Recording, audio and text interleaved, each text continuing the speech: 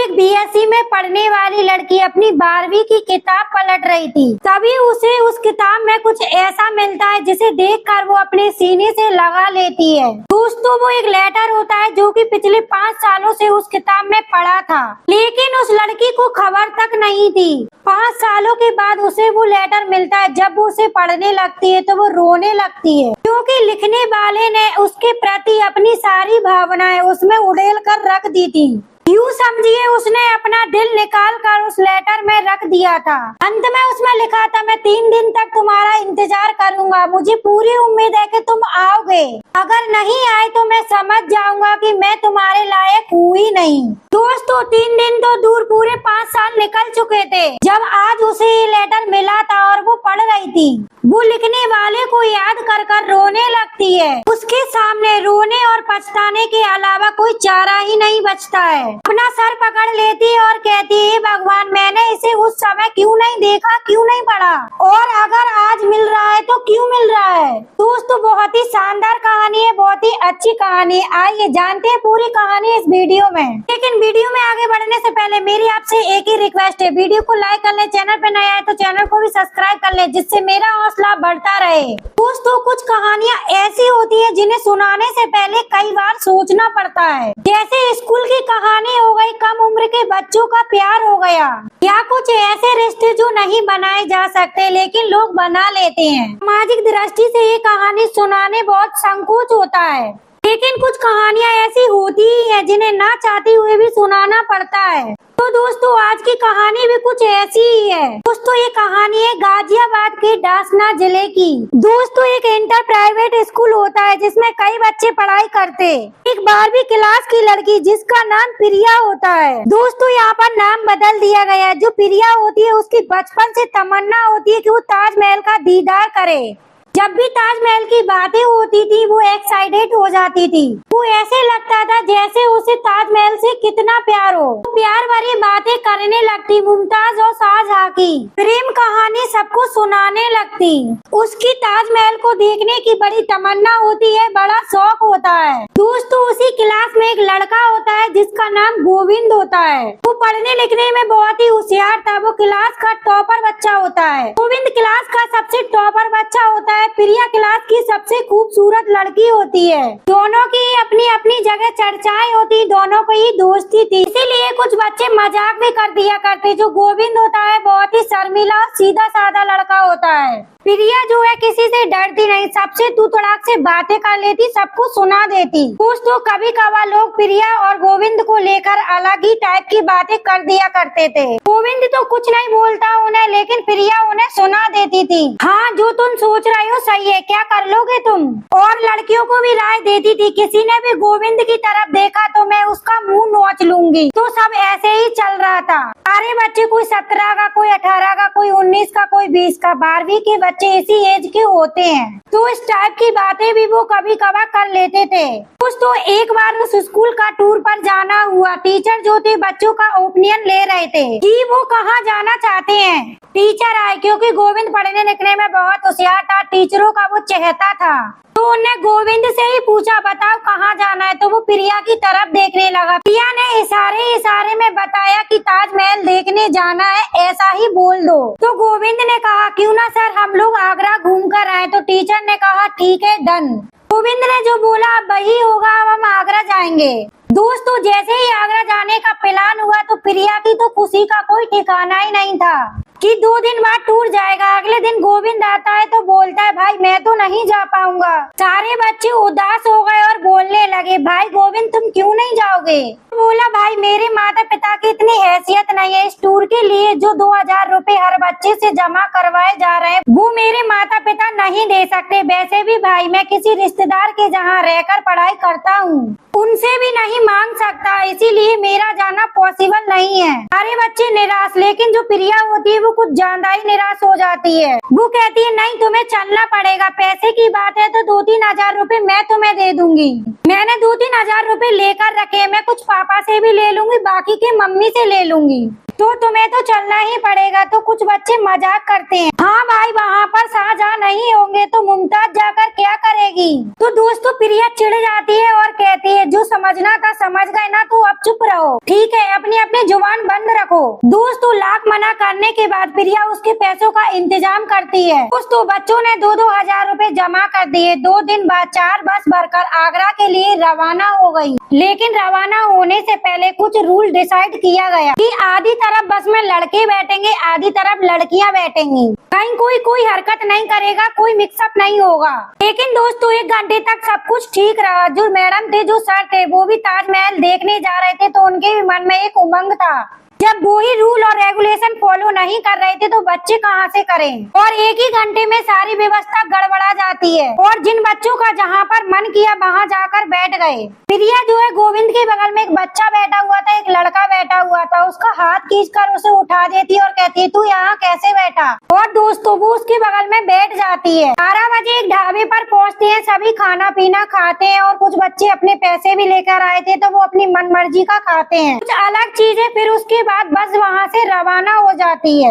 दोस्तों सभी अपनी पसंद की सीट पर बैठ जाते हैं। रात में नींद आती है तो सभी एक दूसरे के कंधे का सहारा लेकर सो जाते हैं। दोस्तों रात के 7-8 बजे बस चली थी तो सुबह आगरा पहुँच जाते हैं। वहाँ पहुँचने के बाद सभी चाय नाश्ता करने के बाद ताजमहल का दीदार करने के लिए चल देते हैं। तो दोस्तों वहाँ पर जाते हैं, सारे बच्चों की खुशियाँ एक तरफ और प्रिया की खुशी एक तरफ। ताजमहल को देखते ही बोलती है वाह व्हाट आर ब्यूटीफुल, इतना खूबसूरत है। दोस्तों इतना कहते ही पता नहीं उसे क्या हुआ, उसने अपना होश ही खो दिया। दोस्तों उसके बगल में गोविंद खड़ा हुआ था, उसके गले से लग जाती है और इतने कस के पकड़ लेती है।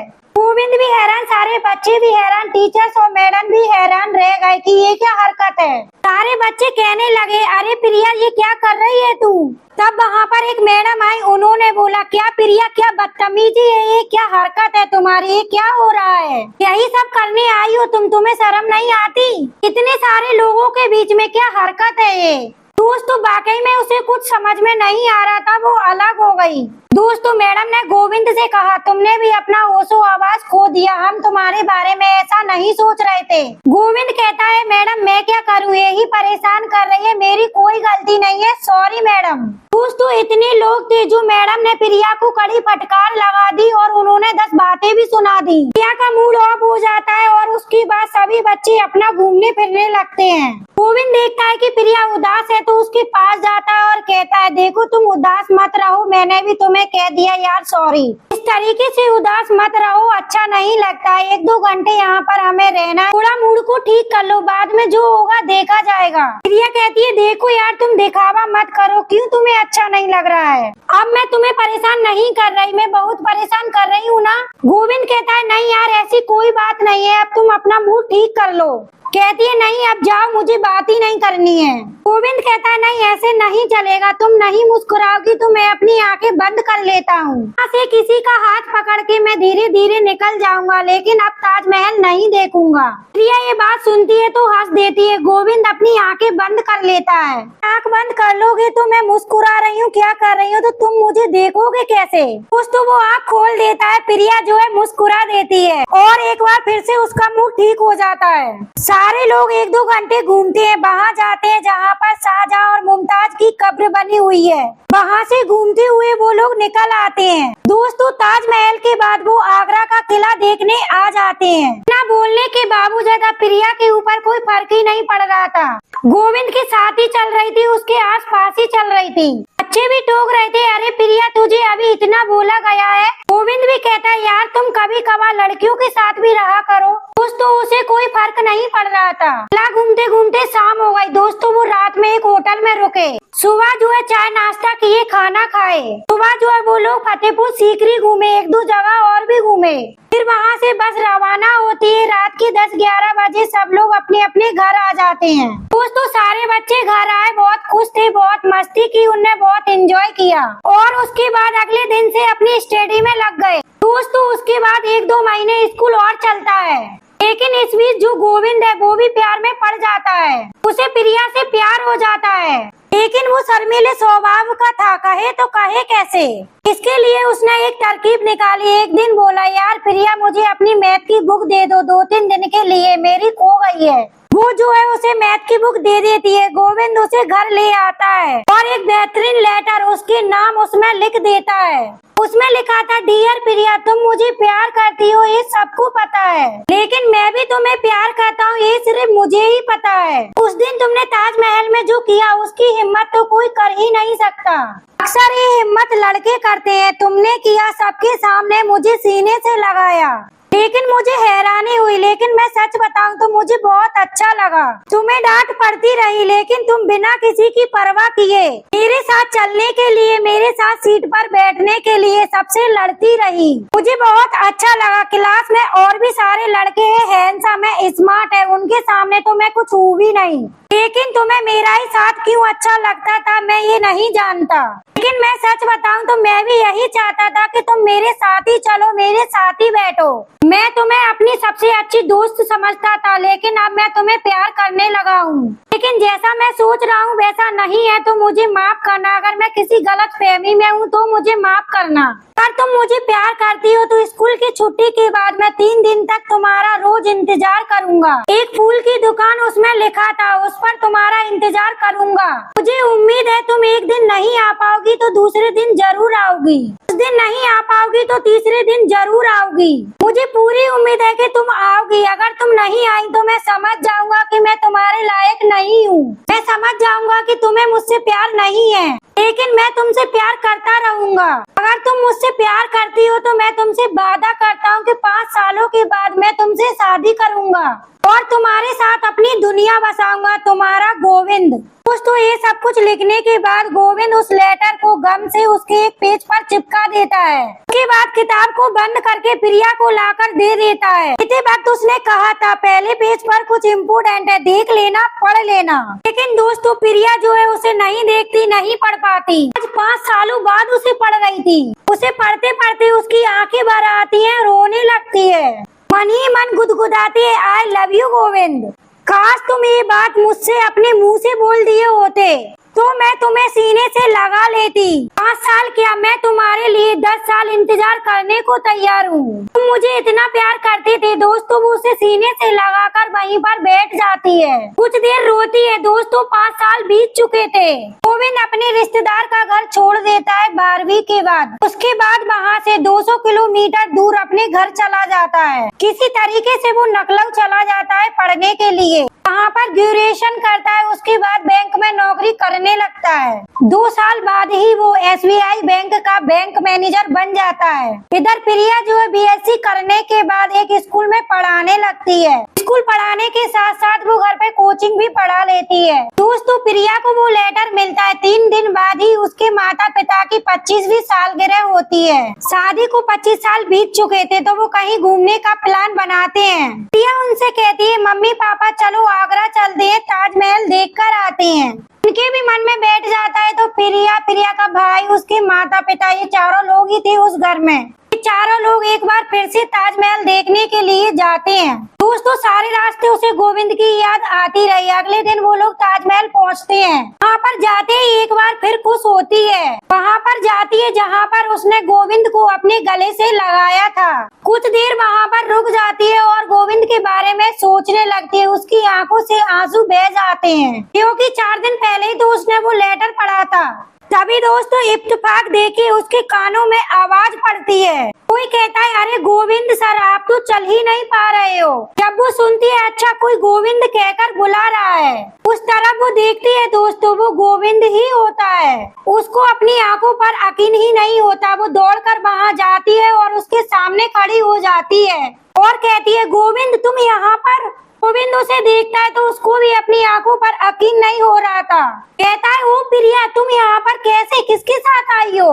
तुम यहाँ पर, ओ माय गॉड मुझे विश्वास नहीं हो रहा है। तो दोनों की खुशियों का कोई ठिकाना नहीं होता।